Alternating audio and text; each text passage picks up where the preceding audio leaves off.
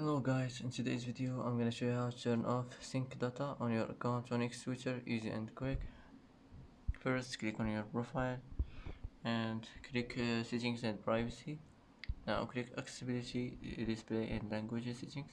Now click data usage and here you'll find it, sync data. Just click on it like this and it will be turned off.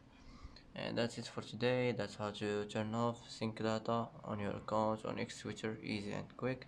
And that's it.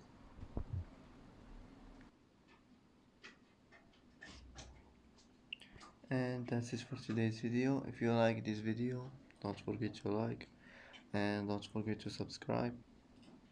I hope this video is helpful for you, and thanks for watching until the end, and see you in the next video.